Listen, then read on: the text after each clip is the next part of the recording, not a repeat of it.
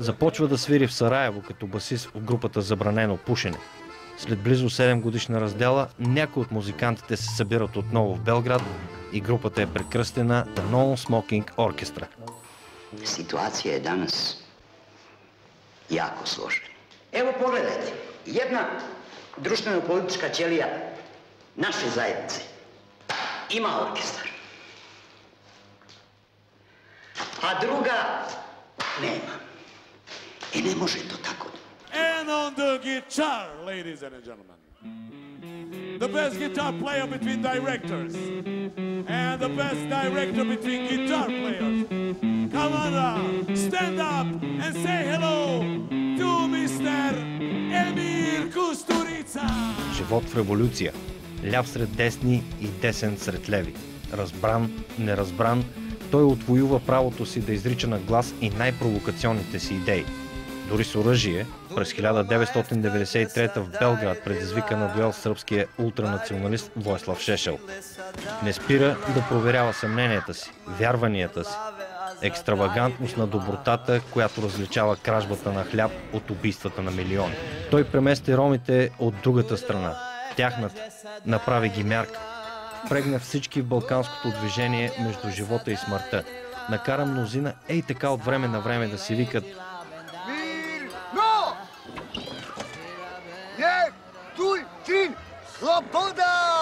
и да се настройват за вкуса на атака. Когато големият руски режисьор Михалков идваше, той получаваше имейли от рода как може да общуваш с този циганин. С други думи, той представя сърбите по света като цигани. Това е някаква идея, сякаш една раса е чиста до такава степен, сякаш хората не разбират, че най-добрият човешки организъм е този, който функционира от някаква смес, от нещо, което чак когато се съедини с друго нещо, трето, четвърто, става автентично и силно. Аз може би кръвно не съм, но по менталитет съм циганин. Защото от 10 филма, които съм направил, 2 са за ромите. Колкото и да се стараеш да бъдеш хуманен в тези бели филми, ти не успяваш и затова ромските филми са ми най-мили. Защото когато става въпрос за ромите, светът изглежда по-хуманен и по-хубав. И до толкова и аз съм ром.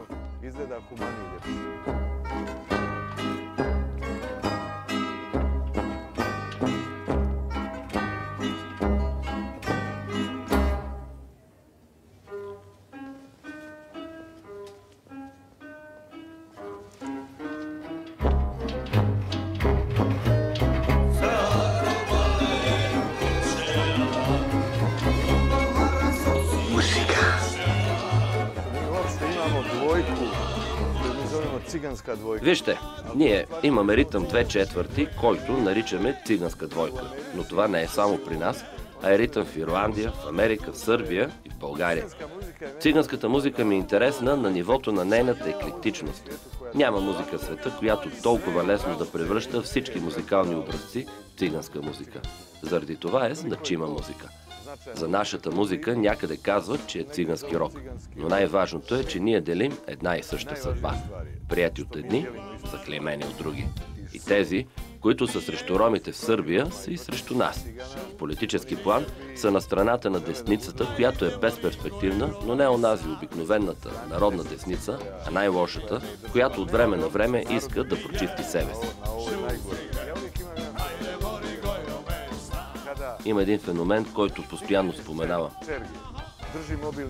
Когато един циганин от Катуна държи в ръката си мобилен телефон, тук се създава връзка с вечността.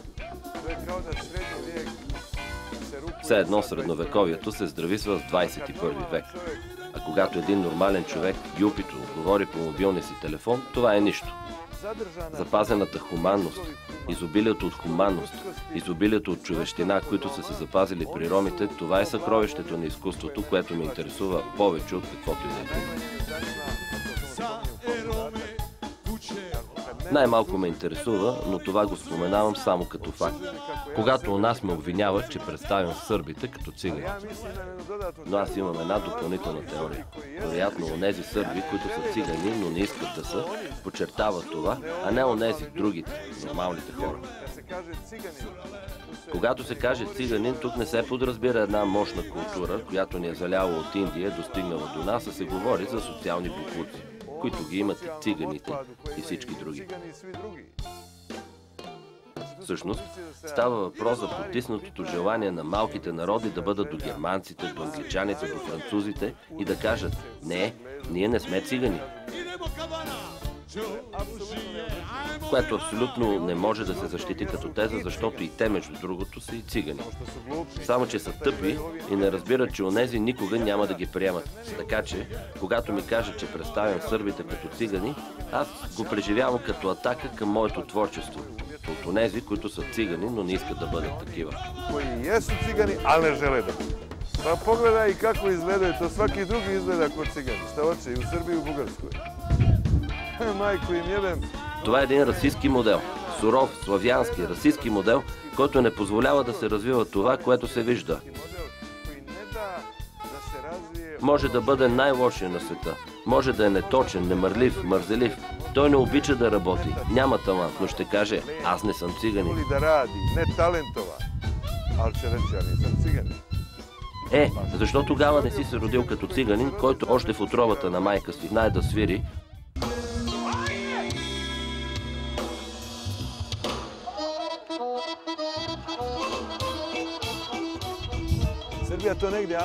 Сърбия абсорбира това по един автентичен начин. Наслаждават се на тази музика и признават това изкуство. Как? Плащат за нея. Ето, ние имаме един саксофонист. Не можеш ти да направиш бенд без цигани. Няма шанс. Така че след Underground в Западна Европа нахлу една вълна от всичко, което един филм може да препоръча, а това е този вид музика, без която няма Европа. Ами няма Европа без духови музиканти, без тамбури и без тези гении. Трубача без тамбура и без тих гения. Путай гуме! Цигани са успели да преживеят. Циганите са успели да преживеят благодарение на чара си и музиката. Това е народ, който в нито една от страните, от които е дошъл на социално ниво, не е приел индустриализацията като феномен. Единични са случаите, да, знам.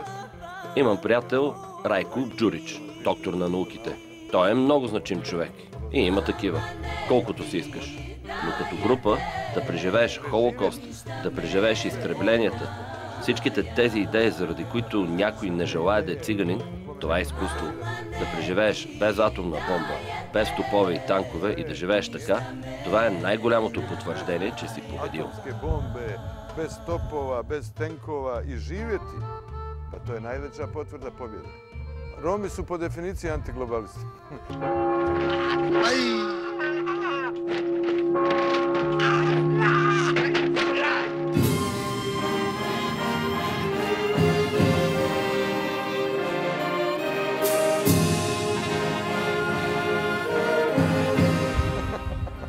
To sam ja. Това съм аз.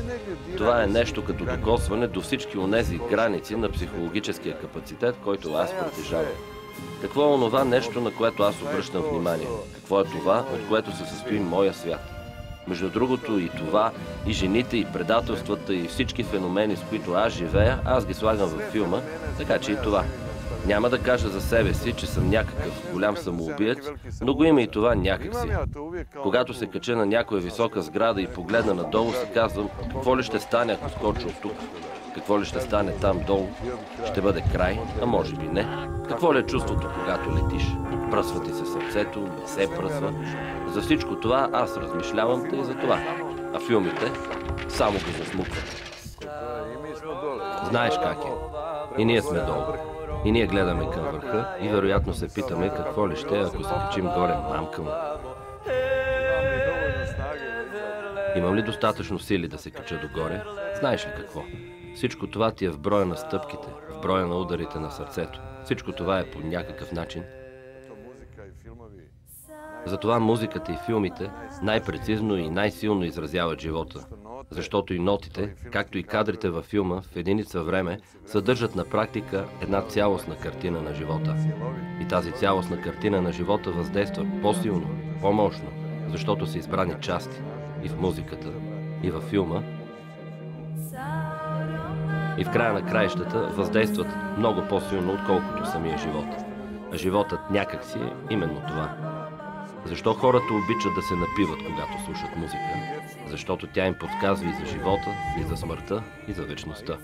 Оттам е филм, който има и музика, и картина, вероятно е най-силната идея за това, какво виждаш отдолу нагоре и отгоре надолу, и някъде в този обхват, в този обмен на тези ъгли се създава един цялостен поглед върху един възможен човешки живот. Драматичен, полезен, тежък, духовит, смешен. Всъщност, между този брой на ударите в единия такт, в два такта и повече, в зависимост от това какво ти е отношението към света, създаваш една по-силна или по-слаба картина на света.